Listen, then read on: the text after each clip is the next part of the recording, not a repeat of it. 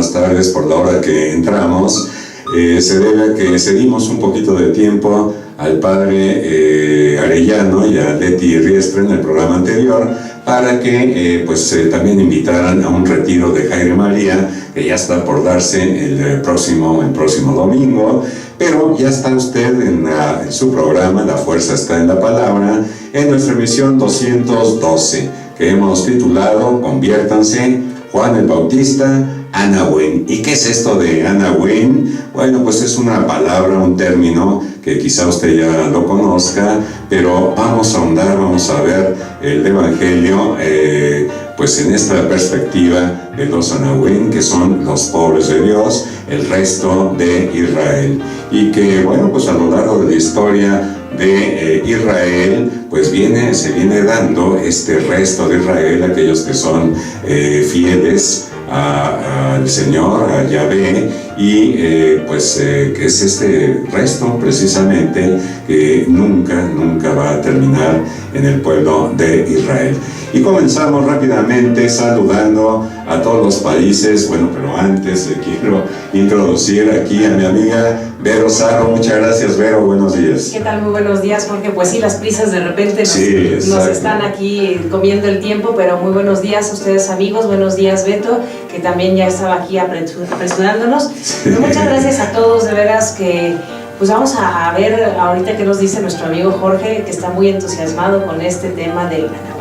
Exacto, bueno, y saludamos ahora sí a todos estos países que nos hacen favor de vernos y que seguramente ahí, en cada uno de estos países, pues debe haber este resto de Israel, este grupo de personas que son fieles totalmente a nuestro Señor y que ponen en primer lugar a nuestro Señor. Pues saludamos a México, Estados Unidos, a Alemania, China, a India, España, a Argentina, Costa Rica, Indonesia, Colombia, Chile, Países Bajos, Perú, República Democrática del Congo. Sí, también vamos a empezar, también muchos países de África también los saludamos, a Irán, Tailandia, a Laos, Venezuela, a Nigeria, Pakistán, Tanzania, Japón, Ecuador, Bangladesh, Filipinas, Honduras, Etiopía, Uganda, Marruecos, Canadá, Reino Unido, Túnez, Cuba, Rusia, Argelia, Panamá, Puerto Rico, Francia, Uzbekistán, Brasil, a Corea del Sur, Sudán, Bulgaria, Kazajistán, a Kenia, Yemen, a Burkina Faso, Nepal, Liberia, Polonia, Uruguay, Letonia, Mozambique, Myanmar, Birmania, a Burundi, Madagascar, a Guinea-Bissau, República Dominicana, a Italia, Corea del Norte, Emiratos Árabes Unidos, Turquía, Egipto, Chad, Nicaragua también. Pues muchas sí, gracias, de veras que sí estamos por todo el mundo, pero como le decía yo a Jorge, ojalá que se pudieran comunicar con nosotros vía Facebook, porque sabemos que ustedes ingresaron a la página y sabemos que atrás de ese país que decimos hay una o más personas que nos están escuchando, pero queremos saber de ustedes también, queremos pues que nos digan algo, que nos digan qué les está pareciendo este programa, si tienen alguna sugerencia, etcétera. Sí, pueden ustedes comunicarse a la página de Facebook Vamos Radio TV Católica, ahí es donde le vamos a contestar, y muchas gracias de antemano por estar con nosotros, y nos vamos a la oración, a hacernos conscientes de que el Señor está aquí con nosotros, de que somos, pues quieran o no, una comunidad, un resto de Israel separado para el Señor, y vamos a hacer conciencia de que Él está aquí en esta cabina, como lo está en cada uno de ustedes, en cada uno de sus corazones, y pues muchas gracias, recemos todos por todos. En el nombre del Padre, del Hijo y del Espíritu Santo. Amén. Señor Jesús, te pedimos porque en este Adviento ninguna ocupación terrena nos sirva de obstáculo para quienes vamos presurosos a tu encuentro. Señor Jesús, te pedimos mucha sabiduría que nos lleve a gozar de tu presencia. Te pedimos, Señor, porque las velas que significan que estamos ya cerca de tu venida nos vayan iluminando para que podamos quitar de nosotros toda la oscuridad de nuestro corazón, toda la oscuridad de nuestro entendimiento, para que podamos verte claramente y podamos entender que en ese pequeño niño que quiso nacer en un pesebre pobre, nos da la sabiduría y el entendimiento de que nosotros también podamos ser pobres siendo ricos porque somos tus hijos, Señor. Te pedimos, Señor, porque podamos alcanzar a ver que ese pesebre, que aunque fue pobre, nos daba una gran riqueza.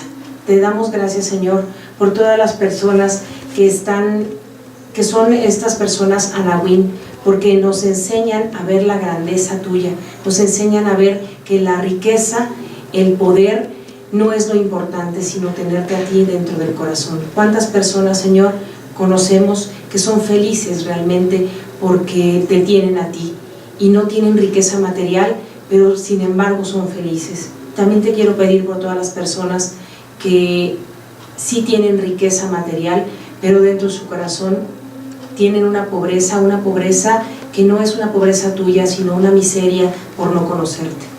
Te pedimos, Señor, porque nos envíes Espíritu Santo para que podamos entender todas y cada una de las cosas que tú quieres regalarnos en esta mañana.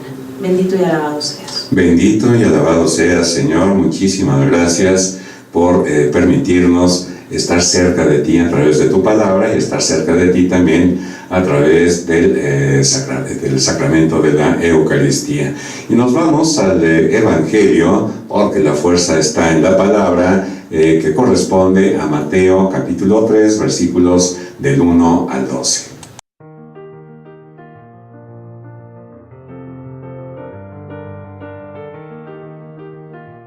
En aquel tiempo comenzó Juan el Bautista a predicar en el desierto de Judea diciendo: Conviértanse, porque ya está cerca el reino de los cielos. Juan es aquel de quien el profeta Isaías hablaba, cuando dijo: Una voz clama en el desierto, preparen el camino del Señor, enderecen sus senderos. Juan usaba una túnica de pelo de camello, ceñida con un cinturón de cuero, y se alimentaba de saltamontes y de miel silvestre. Acudían a oírlo los habitantes de Jerusalén, de toda Judea y de toda la región cercana al Jordán. Confesaban sus pecados y él los bautizaba en el río. Al ver que muchos fariseos y saduceos iban a que los bautizara, les dijo: Raza de víboras, ¿quién les ha dicho que podrán escapar al castigo que les aguarda? Hagan ver con obras su conversión, y no se hagan ilusiones pensando que tienen por padre a Abraham, porque yo les aseguro que hasta de estas piedras puede Dios sacar hijos de Abraham. Ya el hacha está puesta a la raíz de los árboles, y todo árbol que no dé fruto será cortado y arrojado al fuego. Yo los bautizo con agua, en señal de que ustedes se han convertido, pero el que viene después de mí es más fuerte que yo, y yo ni siquiera soy digno de quitarle las sandalias. Él los bautizará en el Espíritu Santo y su fuego. Él tiene el hierro en su mano para separar el trigo de la paja. Guardará el trigo en su granero y quemará la paja en un fuego que no se extingue.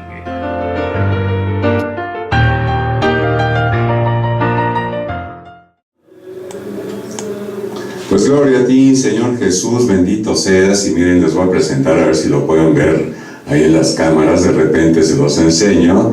Y esta persona es un Anahuín, un auténtico Anahuín, que nació de otro grupo de personas, como es la Virgen María, San José, que también eran Anahuín. Y hoy el Evangelio pues habla acerca de San Juan el Bautista, otro Anahuín. Pero ¿qué es esto? ¿Qué es esto de Anahuín? Bueno, pues estamos hablando del resto de Israel, porque en el Antiguo Testamento aparece con frecuencia la expresión resto de Israel.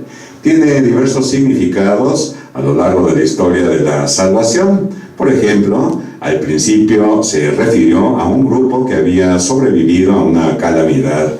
Podemos ver esto en Amós 5:15. También pasó después a designar una selección de personas en el interior del pueblo que se mantienen fiel al Señor en medio de las dificultades. Como en la diáspora, ustedes recordarán este momento en la historia de Israel.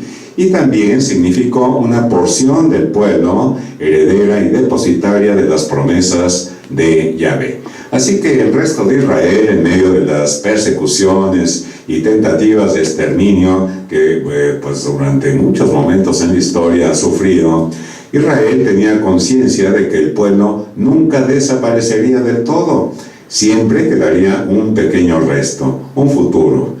En este sentido se habla del resto de Israel, de Jacob, de Judá, de José, son el pequeño grupo que se salva.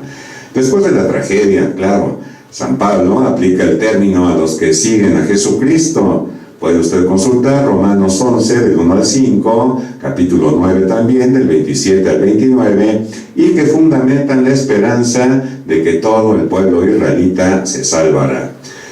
2. Los pobres de Yahvé, el resto fiel, se refiere a un grupo que vive con fidelidad la alianza con Dios. Es Israel, servidor del Señor, el pueblo que se identifica con los pobres de Yahvé tras el fracaso de los jueces y de los reyes. Bueno, pobres de Yahvé, recordará usted una de las bienaventuranzas que dice: bienaventurados los pobres de espíritu, porque de ellos será el reino de los cielos. Vamos a encontrar mayor significado en esta introducción que estamos haciendo. Bueno, pues estos pobres de Yahvé forman el grupo que se forjó en la miseria y el sufrimiento, principalmente durante el exilio allá en Babilonia, y dio origen a la restauración y renovación religiosa de Israel. Podemos verlo en el profeta Jeremías 3, 22 al 66. ¿Y cuáles son las características de los pobres de Yahvé?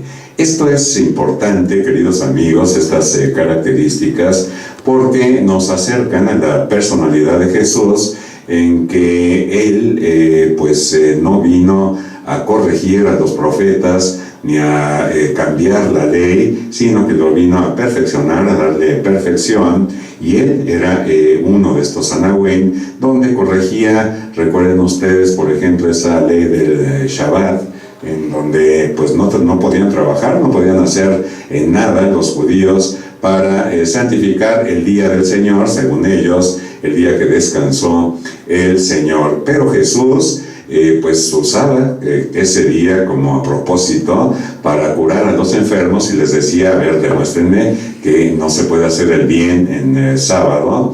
Y estaba poniendo de relieve todo esto que hemos ya dicho en programas anteriores, que es la lógica divina, en donde el primerísimo lugar le corresponde a nuestro Señor, a Yahvé, a Dios; el segundo lugar a las personas, y tercero a las cosas. Si consideramos que esto del Shabbat, el no hacer cosas, pues corresponde a este ámbito de las cosas, Jesús pone perfectamente en orden que el número 1 corresponde al Señor, el número 2, cuando curaba a las personas el sábado, corresponde a las personas, y hasta el tercer lugar, las cosas.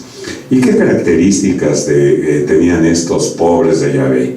Bueno, esto es importante para irnos acercando, y hay un libro, Vero, que se llama Imitación de Cristo, ¿verdad? No sé si lo hayas leído alguna vez, ¿no? A Tomás Kempis. Y para imitar a nuestro Señor tendríamos que ver un poquito cuál era su personalidad, claro que además de ser Dios, pero en la parte humana. Y estas son las características principales de los pobres de Yahvé. Era la pobreza real, bien sea la pobreza económica o sus equivalentes: enfermedad, persecución, orfandad. En la Biblia, pobre es aquel a quien le han fallado las seguridades humanas y se siente incapacitado para salir de su situación. Bueno, esto es importante, no solamente palabras, siempre tratamos de empatizar con los personajes de la Biblia, y aquí tratar de empatizar con estos pobres, que es aquel a quien le ha fallado las seguridades humanas y se siente incapacitado para salir de su situación. Imagine usted, en un momento de empatía, que una de esas vueltas de la vida en que nos quedamos sin familia, por ejemplo, y que no tenemos ya trabajo, y de repente nos encontramos ahí en una banca de un parque como estas personas pues que se han quedado sin nada y sobre todo que nos han fallado las seguridades humanas que siente estos incapacitados para salir de la situación. Pues es algo tremendo, ¿no? Es otra perspectiva desde la que podríamos aludir y estar en los zapatos de estas personas que muchas veces hasta nos da repugnancia y subimos el cristal del coche para no dar una limosna por el miedo a que esté alcoholizado o drogado o alguna cosa de estas, pero están dentro de este grupo de personas que no tienen capacidad para salir de su propia situación. Es la actitud de la desnudez absoluta. Otra característica de los Anahuén, de los pobres de Dios, es la humildad. La experiencia de humillación ha hecho humildes a los pobres de Yahvé, que reconocen su incapacidad para salvarse a sí mismos. Es decir, no podemos salvarnos por nuestros propios méritos, sino que es con la misericordia del Señor. Siendo el pecado la máxima experiencia de miseria y opresión, la súplica de salvación va acompañada del reconocimiento de las propias culpas y de la petición de perdón y de conversión. Bueno, esto lo podemos confrontar en Sofonías 2:3. Otra característica, Vero, si me ayudas. La fe y abandono absoluto en Dios, la conciencia de la propia imitación hace que los pobres de Yahvé acudan confiados en busca de auxilio al único que puede dárselo. Su confianza en Yahvé es sin límites, ponen los ojos en el Señor y esperan solamente de Él la salvación, como aquel esclavo que vive pendiente de la mano de sus señores. Lo podemos ver en Salmo 123, capítulo 2. Los pobres de Yahvé en los salmos también están ahí mencionados, principalmente los salmos que describen los pobres de Yahvé con una variedad de actitudes, lo que expresan sus aspiraciones, sus deseos de días mejores. Salmo 69 del 30 al 37. Pero que esperan su salvación de Yahvé, al que se sienten unidos y solidarios. Y los que aparecen como amigos y servidores de Yahvé, como en el Salmo 86, a quien se refugia con confianza. Y los que temen a Yahvé y lo buscan, en el Salmo 34. Bueno, y el pobre de Yahvé, ¿qué es esto? Pues ya desde el Antiguo Testamento, los pobres de Yahvé, Anahuín en hebreo, es esto, los pobres de Yahvé, pues eran aquellos que, marcados por la desgracia y la debilidad, ponían su confianza solo en Dios, porque solo en Él encontraban refugio y salvación. Los pobres de Yahvé en el Nuevo Testamento, este caudal de fe vivido en Israel en el Antiguo Testamento, pues desemboca en el Nuevo Testamento a través de personajes concretos. Veamos aquí algunos ejemplos.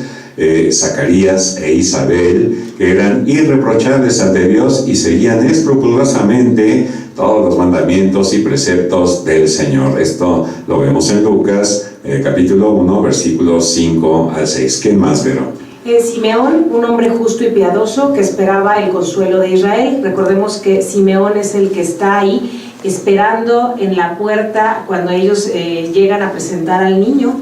Y vemos que ellos realmente sí eran pobres por la ofrenda que ellos llevaban. Las personas ricas llevaban un cordero, llevaban un animal grande, pero la Virgen María y San José llevaban las palomas o pichones, y eso es la ofrenda que daban los pobres. Y aquí hay algo importante. En ese momento al hijo primogénito se le consagraba al templo, es decir, se iba a quedar para servicio al templo, pero el rescate de ese hijo pues era a través de un sacrificio con un cordero, o en este caso con 2 pichones, como lo hace la Virgen y San José, y pues rescatan a su hijo porque su hijo estaba consagrado para todo el mundo, para toda la humanidad, y no solamente para ese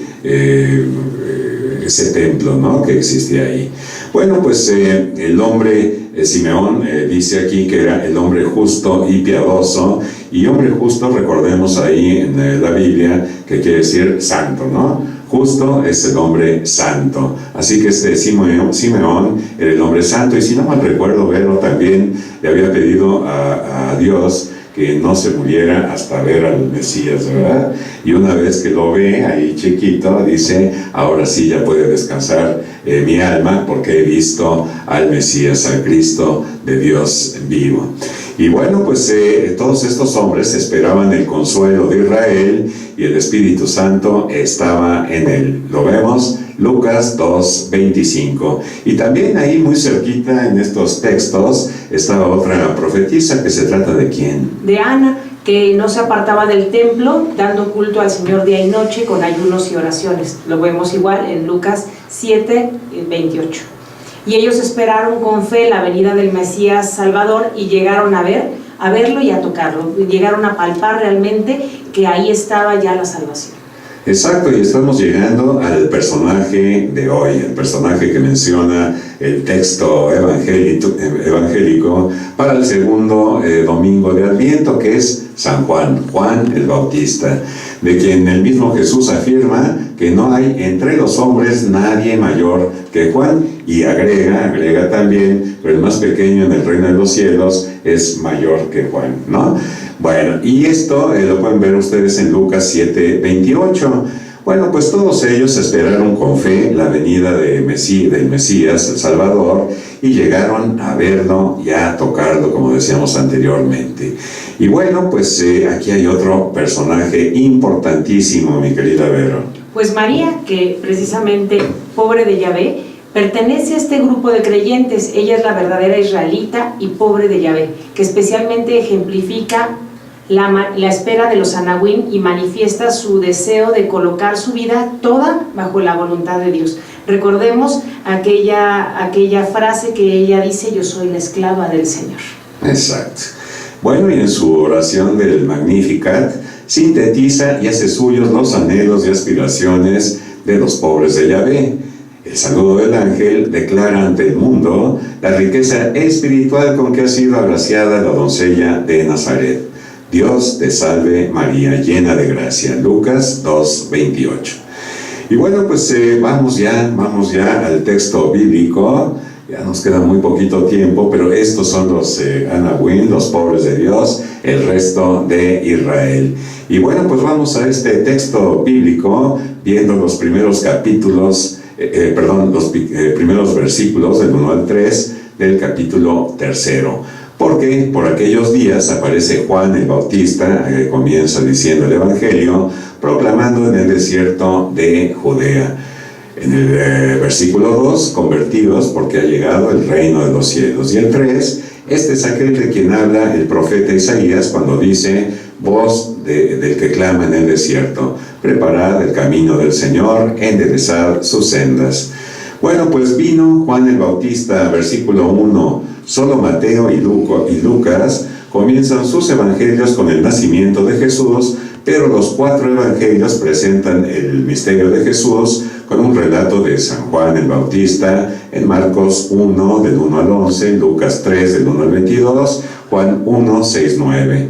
Lucas enfatiza la importancia de Juan al decir la mayoría de su primer capítulo a su nacimiento, a la relación entre las familias de Juan y Jesús.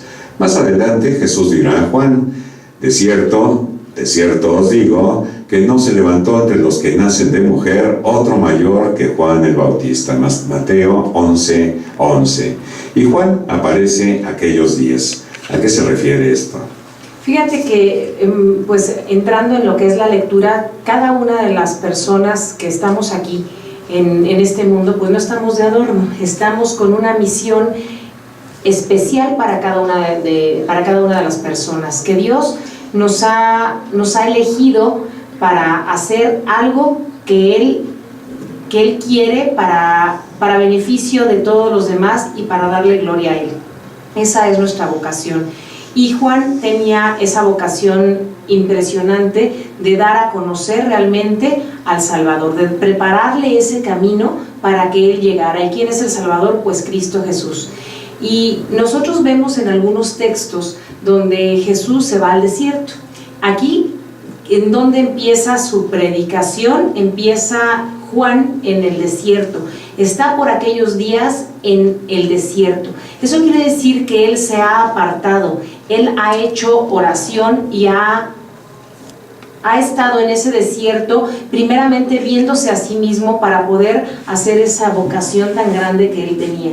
Nosotros estamos invitados a preparar precisamente este camino del Señor y a enderezar nuestras sendas. Pero ¿cómo vamos a enderezar nuestras sendas si no sabemos qué es lo que tenemos que enderezar? Por eso se nos pide ir al desierto, ir precisamente a ese lugar de oración, a estar solos, a estar realmente, como en algunas ocasiones lo habíamos mencionado, a estar solo quizás con tus demonios, con lo que te puedas estar enfrentando, a darte cuenta de tu miseria, a darte cuenta de que necesitas realmente de ese Cristo que viene en tu búsqueda, que viene en tu ayuda en esta Navidad. Por eso necesitamos en este Adviento preparar ese camino, porque no puede llegar a como estamos ahorita. Necesitamos realmente darnos cuenta.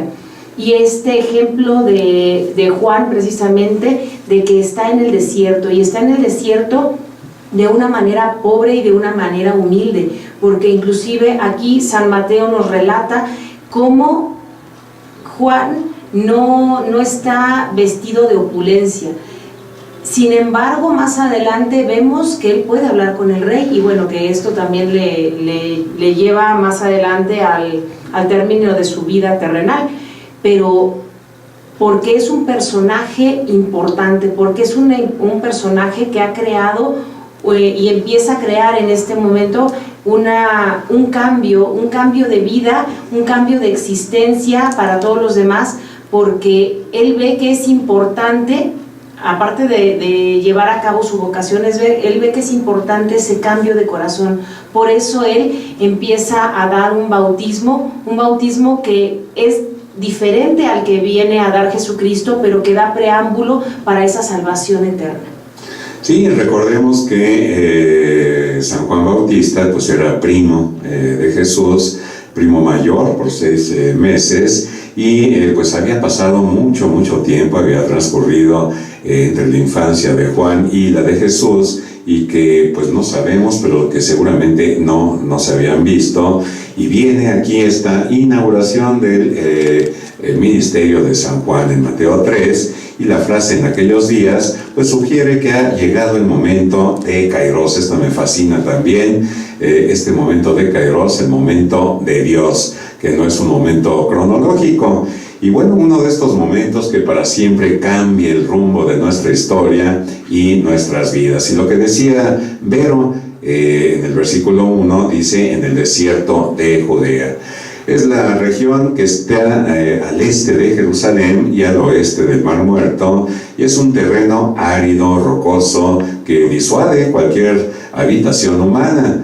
Bueno, sí es importante mencionar esto, porque eran los pobres de Yahvé. Sin embargo, pues yo los veo con una virilidad, con los, como decimos ahora, con los pantalones bien puestos, como para irse al desierto y predicar la palabra del Señor, y porque estaba poniendo en primer lugar a nuestro Señor, a Yahvé, y que estaba predicando precisamente pues un camino de conversión, que en hebreo pues es metanoia, ¿no? Esta conversión, y que surge desde, recuerdan ustedes aquellos sabios de Oriente en estos tiempos que vienen guiados por la estrella de Belén, precisamente al lugar donde estaba dándose ese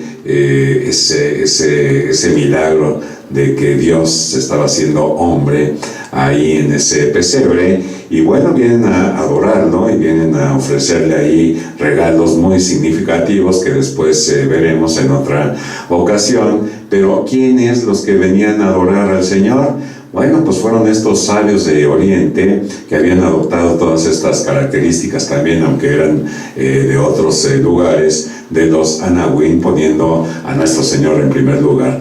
Y las segundas personas que van a adorarlo pues son precisamente los pastores, otros auténticos Anahuín, los pobres de Yahvé, y que se manifiesta a ellos. Pero hablando de este terreno árido del desierto y rocoso, que disuade a cualquiera, pero no a Juan, que les digo con mucha habilidad para atender primero que nada al Señor, pues Juan comienza su ministerio ahí precisamente en este lugar. Imagínense ustedes irse al desierto, pues donde hay escorpiones, hay víboras, hay muchos peligros, hay frío intenso, hay calor intenso, pero ahí, desde ahí estaba comenzando la predicación de San Juan el Bautista, y que pues el símbolo es muy hermoso porque está preparando el camino del Señor, allanando pues todo este caminar del Señor, rellenando los valles y quitando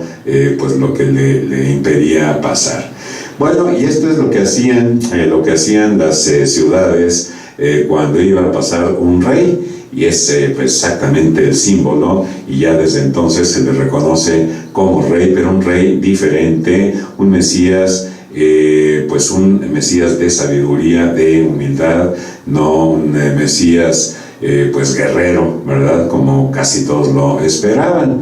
Bueno, pues el desierto también es el lugar de nacimiento de la nación de Israel y mantiene un lugar sagrado en su historia. Oseas habló del desierto como un lugar donde Dios habla con ternura a su pueblo y le trae la esperanza.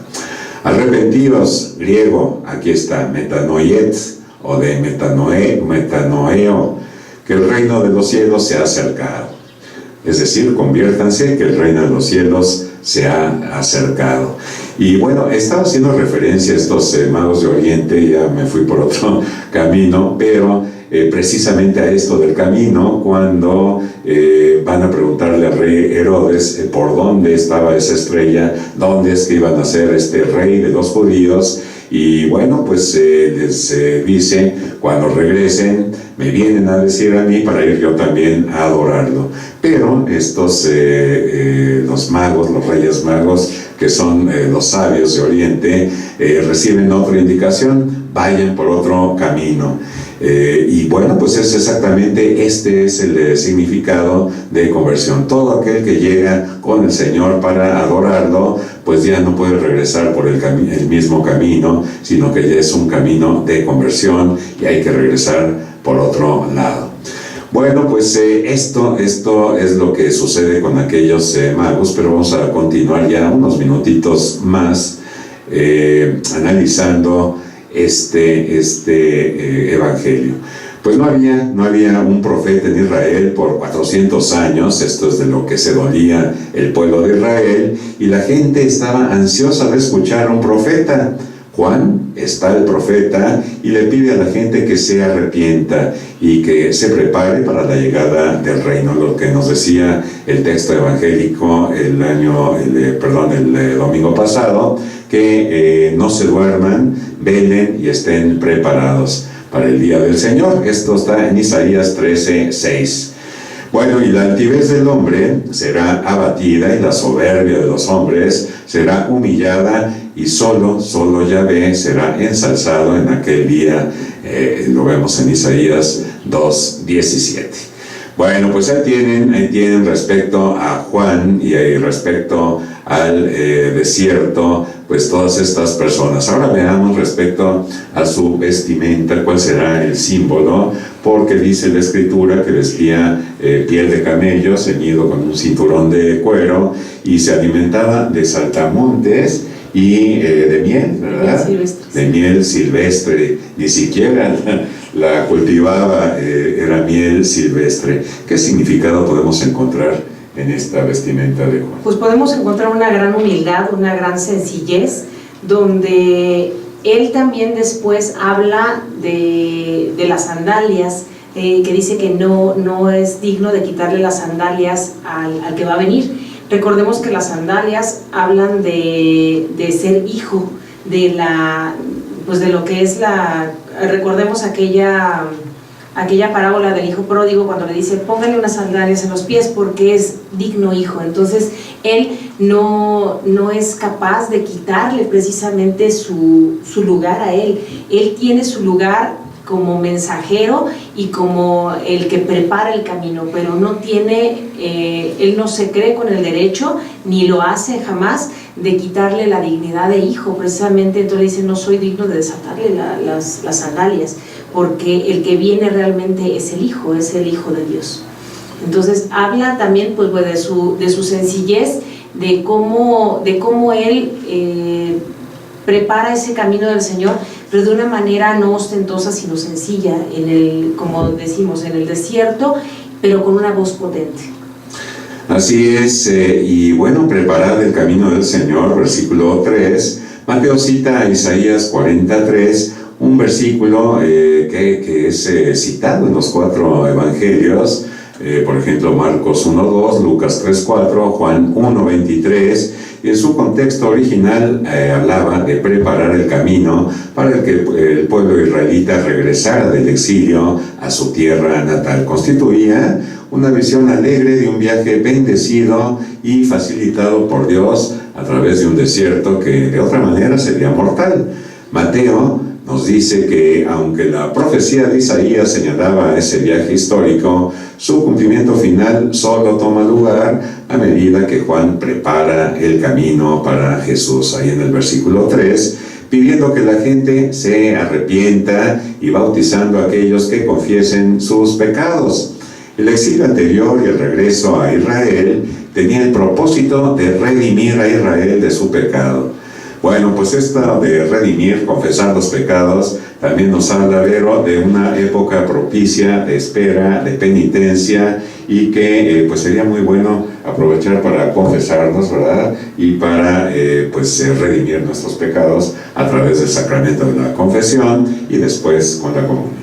Fíjate que es lo que estábamos platicando la vez pasada, un sacerdote y yo, el domingo pasado, de que hay veces pensamos que esta época pues es nada más de fiesta, de comilonas, de borracheras, y sin embargo esto de los sacramentos a veces se nos olvida, y no tenemos que tener también ese arrepentimiento, esa conversión, porque realmente vamos a festejar el nacimiento, la natividad de Cristo Jesús. Entonces nosotros, como esta lectura nos lo dice, nos tenemos que abajar lo que está en alto. Eso quiere decir que la soberbia la tenemos que quitar, pero también que cuando nosotros nos sintamos realmente que no servimos para nada, tampoco podemos sentirnos así. Tenemos que tener un justo medio, y esto pues quisiera entrar un poquito en lo que habla aquí, de que dice que muchos fariseos y saduceos iban a que los bautizara. Recordemos que estas personas creían que ya lo sabían todo y creían que estaban salvados. Y aquí Juan les habla fuerte y les dice: raza de víboras, ¿quién les ha dicho que podrán escapar al castigo que les aguarda? Hay veces tenemos esa actitud porque nos sentimos que pues ya con ir a misa, con que yo doy mi diezmo, ya con esto ya la hice. O porque ya estoy bautizado, ¿no? O porque ya estoy simplemente bautizado y de repente voy a misa, o bueno, pues si no le hago mal a nadie. Pues el otro día hablaba con una persona que me decía, yo le decía que íbamos a pasar por la Puerta Santa, y me decía, pero pues yo ya no tengo pecados. ¿Y hace cuánto que te confesaste? Pues como 6 meses. Pero bueno, hay veces no es por maldad, hay veces es por ignorancia realmente, porque no hemos hecho ese desierto precisamente para poder ver realmente en qué le hemos fallado a Dios, en qué nos hemos, a lo mejor no fallado, alejado un poco de Dios. Entonces tenemos que ver, y que se nos quede como tarea en esta semana, entrar realmente a nuestro desierto interior, y pues no sentirnos tampoco el que ya la hicimos, porque también cuántas veces podemos ver gente que pues como te digo, pues bueno, dice que no le hace mal a nadie, y a lo mejor no, pero ¿qué tal el pecado de omisión? ¿Qué tal el pecado de no ayudar a los demás, de no dar una palabra de aliento? Hoy en la mañana estaba viendo la imagen del Observador, donde el Papa está hablando con enfermos. Se da el tiempo para ir a platicar. ¿Cuántas personas nos hemos dado el tiempo para ir a platicar con una persona que sufre? Quizás nunca. Entonces demos esa oportunidad de acercarnos realmente a lo que Dios quiere. Habla en este evangelio de que nosotros demos frutos, que no nada más con decir las cosas ya es que estemos salvados, sino que tenemos que dar el fruto, tenemos que demostrar realmente el arrepentimiento. No solamente decir, como algunos hermanos separados de repente lo dicen, no todos, no puedo generalizar, que dicen, no, es que yo ya me arrepentí, yo ya hablé con Dios y yo ya estoy totalmente limpio. Sí, pero tu vida, tus acciones están demostrando realmente con hechos un arrepentimiento y un cambio. Vamos dejándonos un poco de tarea a eso. Realmente mi vida está, la gente que nos está viendo y nos dice, ¿realmente hay un cambio en tu vida? ¿Lo estoy notando? Pues nos vamos con esa tarea, nos preguntamos hoy, ¿habrá un cambio en nuestra vida? ¿Qué tan pobres de Israel, qué tan resto de Israel somos? Y bueno, pues se nos acabó el tiempo, queridos amigos, de este segundo evangelio del segundo domingo de Adviento, el próximo domingo, para que ustedes vayan con más bagaje y puedan complementarlo con la homilía de su sacerdote en cada una de las parroquias. Muchas gracias a todos ustedes que han estado presentes, que siguen al Señor, que pues nos ha dado una nueva oportunidad para seguirlo ya desde este momento, esperando su venida a cada uno de nuestros corazones, haciéndonos los pobres de Dios, los pobres de Yahvé, y esperándolo. Y bueno, pues no nos resta más que decirles que pasen el resto del día lleno de Dios. Muchas gracias, hasta pronto, adiós.